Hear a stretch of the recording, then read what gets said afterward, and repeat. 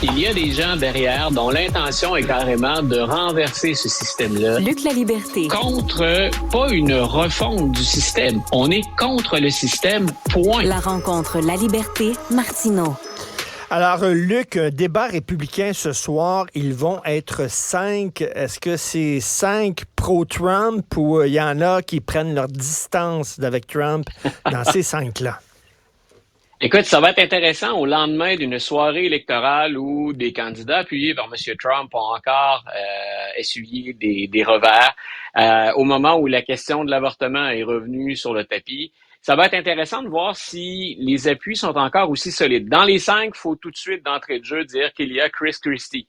Donc, l'ancien gouverneur du New Jersey, lui, ça a été sa façon de se distinguer depuis le départ. Il a dit... Trump, là, c'est passons à autre chose, puis on a tout essayé avec lui, faut le condamner, faut le rejeter, puis ramenons le Parti républicain sur la voie. Donc, lui, ce soir, c'est clair, son rôle, il va continuer, il est toujours à l'attaque, donc il va continuer à associer Trump à la défaite, puis à dire tassez-le, puis on va se dissocier de tout ce qui lui arrive présentement. Puis il fait référence, bien sûr, aux affaires qui sont devant les tribunaux. Maintenant, de l'autre côté, il nous reste 4 autres candidats. Il y en a 2 considérés comme plus sérieux, Nikki Haley et Ron DeSantis. Si, advenant que M. Trump soit condamné puis que ce soit suffisant pour dire qu'il ne peut pas se présenter en 2024, advenant cette possibilité, donc DeSantis et Haley sont ceux qui jouent le plus gros ce soir. Donc, il y a aussi M. Ramaswamy qui s'est démarqué dans le premier débat, mais qui semble un peu au ralenti ces jours-ci. C'est l'entrepreneur de l'Ohio qui, hier, a essuyé, lui, 2 revers. Il avait voté contre 2 mesures qu'on a appuyées en Ohio, donc il a eu à expliquer tout ça.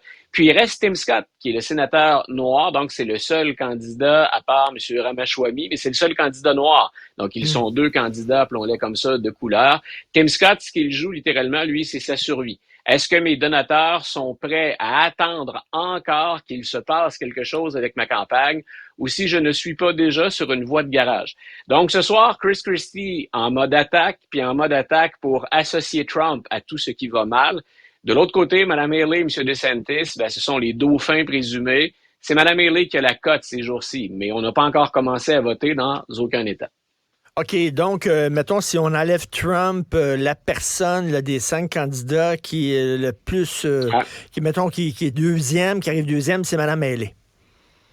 C'est Mme Haley, puis dans certains États qui sont des États dans lesquels on va voter, comme le New Hampshire, par exemple, elle revient d'une tournée au New Hampshire où elle a obtenu vraiment un son de cloche qui était très positif.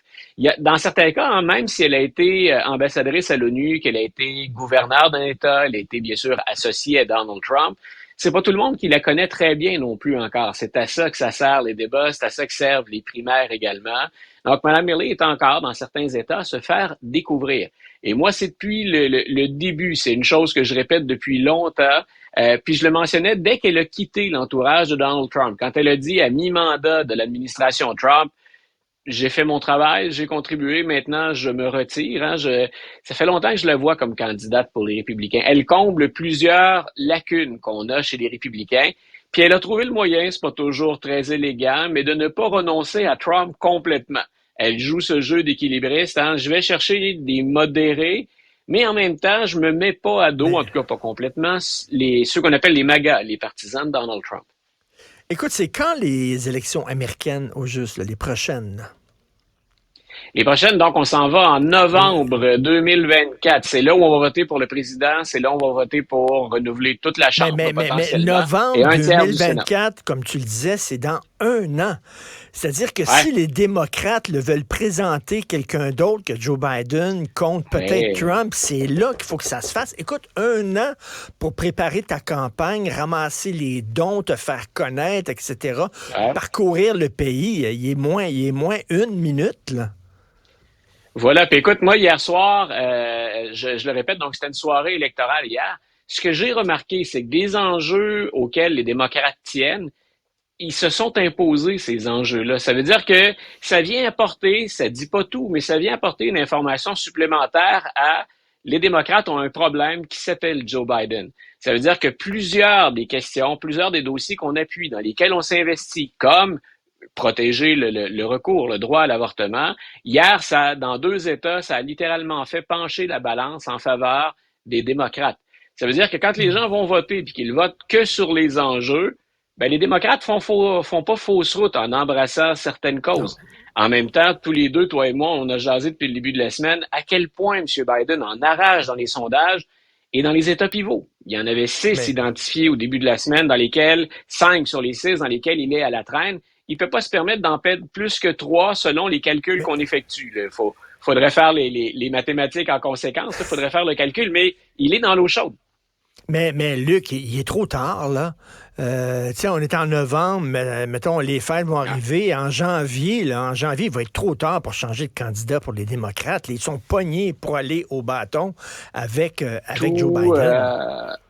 Tout dépend du candidat ou de la candidate qui sort du lot. Tu vois, comme le gouverneur de la Californie, dont on a parlé souvent, Gavin Newsom, il est plus ou moins en tournée depuis un moment déjà. Il n'a jamais dit « je vais me présenter contre Joe Biden ». Mais c'est très clair dans ce qu'il a fait, les débats auxquels il a participé ou les voyages dans lesquels il s'est impliqué à l'étranger, c'est très, très, très clair qu'il envoie des signaux je suis prêt au cas où.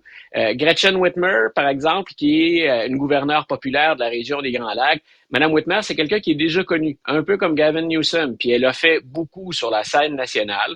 C'est quelqu'un qui partirait de moins loin. On a parlé de Pete Buttigieg, par exemple, ou encore Cory Booker, qui est un sénateur du New Jersey qui a déjà 10 millions de dollars en banque pour sa campagne pour le Sénat. Ça se transfère rapidement, très, très rapidement, donc dans une cagnotte pour mener une campagne à la présidence. Ce serait difficile, donc je suis parfaitement d'accord avec toi.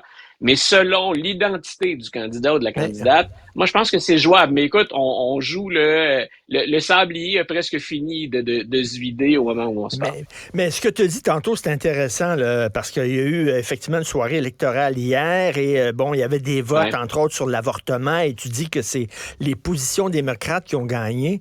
Donc, finalement, c'est comme c'est pas le Parti démocrate qui a vraiment, et leur proposition qui a de la misère, c'est le représentant. C'est comme les gens... On a un problème. C'est celui qui vend le programme démocrate qui passe moins bien. En termes de sport, on est pendant la saison de football, donc on a le mauvais porteur de ballon, à mon avis. Ça se peut que les démocrates gagnent encore en 2024 avec Joe Biden, mais je trouve que ce qu'on manque du côté de Biden, c'est comment fait-on pour stimuler le vote? Comment fait-on pour que les gens soient enthousiastes, pour s'assurer que le jour du scrutin, ils vont se déplacer? Toutes mes excuses. Allergique à la controverse. mais Luc, à partir de quand il est trop tard pour changer de candidat? C'est-à-dire, quand on va pouvoir dire, il est écarté, Trump, là, ce serait, les républicains n'iront pas au marbre, se présenteront pas au marbre avec Trump au bâton. C'est à partir de quand on va pouvoir dire ça? Ou alors, ils vont y aller avec Trump. Quand est-ce qu'on va être, la situation va être claire? Tant et aussi longtemps qu'il n'y a pas un tribunal qui reconnaît sa culpabilité, on va voir dans quoi. Moi, je pense que, c'est déjà pas je pense, on en est certain, il est coupable dans le procès actuellement qui se déroule à New York. Donc, M. Trump n'ira pas derrière les barreaux pour ça et ça ne l'empêche pas de se présenter. Donc, il va rester dans la course. Il faudrait qu'il survienne quelque chose de majeur dans les 3 autres procès qui, eux, sont tous, chacun à leur manière, beaucoup plus importants, surtout celui qui l'implique dans le 6 janvier 2021.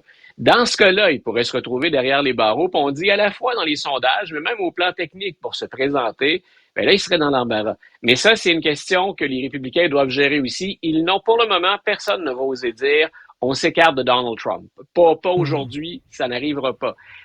Mais ils doivent réfléchir à cette possibilité-là. Et c'est là où le débat de ce soir devient intéressant. Ce sont même pas tous les candidats qui pourraient succéder à Trump qui sont sur la scène, parce qu'on peut s'inviter dans les primaires sur le tard.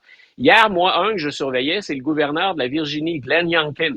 Dans les républicains, on n'en parle pas beaucoup parce qu'il n'est pas candidat officiellement, mais c'est le genre de candidat républicain qui pourrait passer dans des États démocrates ou dans des États pivots. Et hier, ce qu'on surveillait, c'est lui, son poste n'était pas en jeu, le gouverneur républicain de la Virginie, mais la Virginie, c'est pas mal démocrate aux élections présidentielles. Hier, c'est la législature d'État qu'on élisait en Virginie. Et là, M. Youngkin a eu droit à un camouflet, c'est-à-dire qu'on ne lui a donné aucune marge de manœuvre. Le Sénat de la Virginie et la Chambre de la Virginie ont voté démocrate. Ça veut dire que pour les prochaines années, M. Youngkin, il a les mains attachées dans le dos. Ça va être bien difficile de faire avancer ses priorités puisqu'il va avoir toujours à négocier avec des démocrates. Ça vient peut-être de le sortir du jeu, mais tu vois, ça aurait pu être quelqu'un d'intéressant. Moi, Glenn Youngkin, c'est quelqu'un, on le met sur la scène face à Joe Biden. Si je suis Joe Biden, j'aime pas ça du tout. Si je suis un stratège démocrate, j'ai bien peur de perdre. Écoute, demain, on reparlera du Parti démocrate qui est déchiré à l'interne concernant toute l'histoire d'Israël.